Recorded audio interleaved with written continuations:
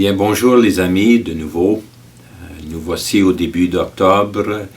L'automne est bien entamé. Les nuits sont plus longues et plus froides.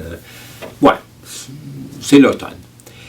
Et à chaque saison, il y a des événements qui sont de cette saison-là.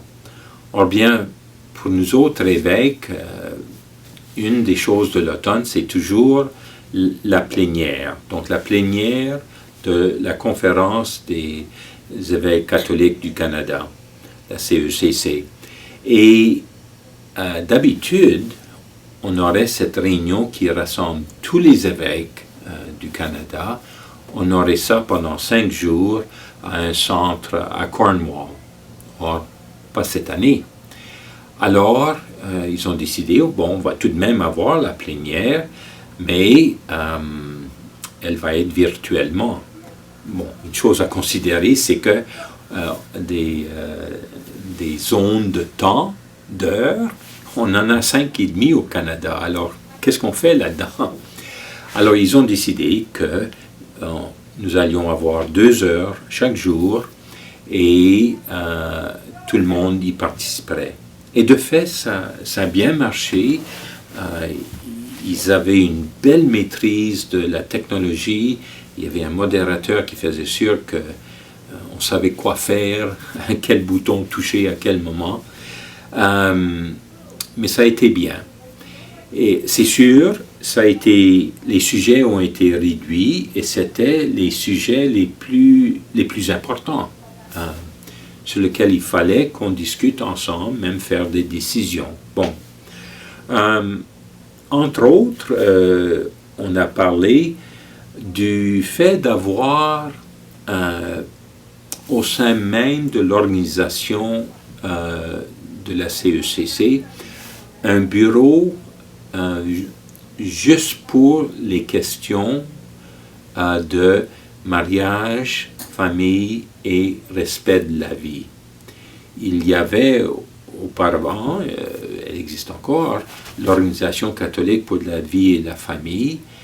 C'était une organisation où la CECC participait et les chevaliers de colon au niveau suprême. Et non pas seulement de l'argent, mais avec des membres, en tout cas un conseil d'administration. Mais c'était un peu comme une organisation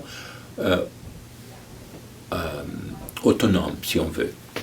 Or, devant les grandes questions, et c'est des questions qui deviennent de plus en plus percutantes, quand c'est la vie, début de la vie, fin de la vie, soins palliatifs, en termes d'éthique sexuelle, d'éthique médicale.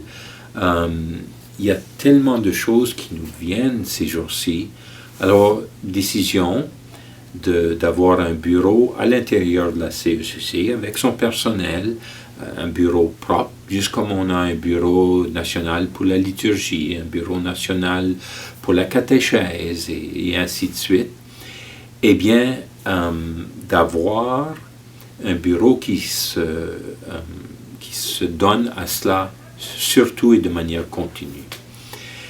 Les chevaliers de colon continuent à aider financièrement et de fait, ils sont extrêmement généreux pour ce domaine-là du respect de la vie, mariage et famille.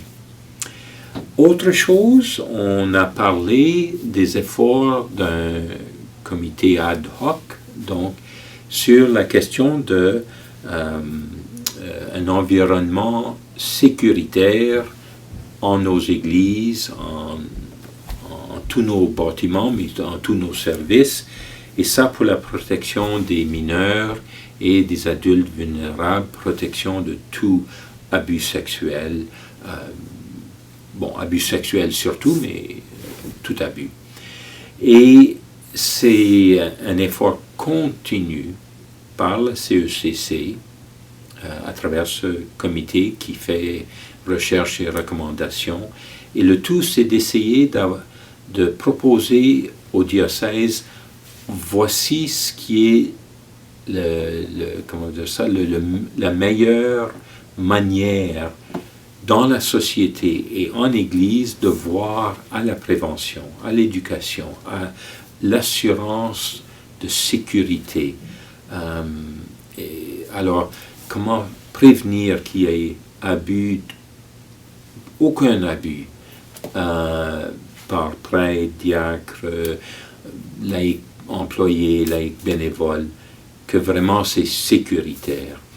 Et aussi les cas du passé, que lorsqu'il y a, puis ça arrive encore, des gens qui parlent de cas qui leur est arrivé 40 ans, 50 ans, eh bien, comment travailler dans ce domaine-là avec la victime selon des manières qui puissent apporter un certain niveau de guérison et de solidarité dans leur souffrance. Autre domaine, qui a pris beaucoup de temps aussi, c'est la question de l'effort continu de la CECC comme conférence à travailler aux relations indigènes, non indigènes à l'intérieur de l'Église, donc nos catholiques indigènes, le respect de leurs traditions, cérémonies, spiritualité à l'intérieur de leur vie catholique, mais aussi les relations avec les organisations nationales, les chefs politiques indigènes, le tout pour essayer de rencontrer et dialoguer pour voir comment nous pouvons, avec les indigènes, que ce soit Première Nation, Métis ou Inuit, on peut faire avancer cette question de réconciliation. C'est extrêmement important. Il y a des bonnes choses, on a besoin de les communiquer plus largement, les bonnes choses qui se font, mais c'est une question qui est vraiment au cœur de toute l'Église au Canada actuellement. Une autre question, c'était développement et paix et la plus grande participation, la plus grande présence et participation des évêques dans dans la gouvernance et l'administration et l'animation de tous les efforts de développement et paix. Auparavant, on disait toujours, développement et paix, c'est l'organisation catholique au Canada pour aider aux questions du tiers-monde. On le disait, mais là, les liens ont été renforcés suite à une étude et il y a, sur le Conseil national qui compte 15 membres, il y a 4 évêques et dans chacun des grands dossiers, des grands comités qui voient des choses clés, il y a un évêque qui travaille avec les gens de développement et paix, avec le personnel. Alors, c'est une plus grande présence, non pas, et on essaie très fermement que ça ne soit pas vu comme un contrôle, mais comme une participation. Plus grande présence, plus grande participation, plus grand effort commun. Alors, oui, il y avait des grands sujets, mais ça a été une bonne semaine, une très bonne semaine, et je trouve toujours qu'il y a ici au Canada un bon esprit parmi les évêques. C'est vraiment un esprit fraternel. On a nos différences, nos différentes approches et idées et priorités, mais on sait travailler ensemble, en frères, en partenaires pour la mission de l'Église. Je finis très vite en vous disant que la semaine prochaine, le message sera à propos de tout ce qu'on fait actuellement pour clarifier les questions de ce qui doit se faire, pas se faire, se vivre, comment, autour des questions suscitées par la pandémie. Trois questions clés actuellement sont le port du masque. Est-ce que c'est mandaté, obligé, comment est-ce qu'on règle tout ça, quand est-ce qu'on le porte, quand est-ce qu'on n'a pas besoin de le porter. Ensuite, la question de le chant par l'Assemblée et troisièmement, la question de la communion sur la langue, l'interdiction qui est dans notre diocèse à ce moment-ci sur cette question-là. On a demandé aux paroisses, avez-vous des questions maintenant?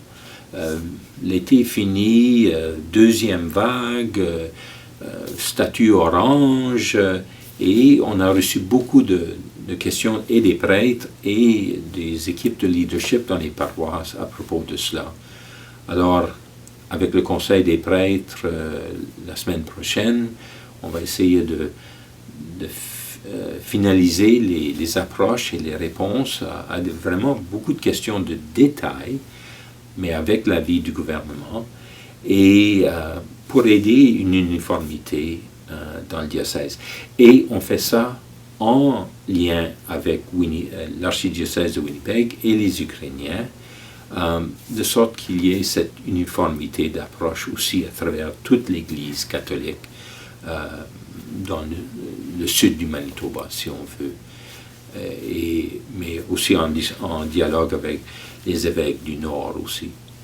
Alors, voilà ce à quoi nous travaillons actuellement, et plus de nouvelles la semaine prochaine. Alors, je vous souhaite une très bonne semaine, et continuons à prier pour tous les niveaux de leadership dans la société, dans l'Église ces jours-ci. Oui, prions pour ceux qui exercent le service de leadership pour leur communauté. Merci bien.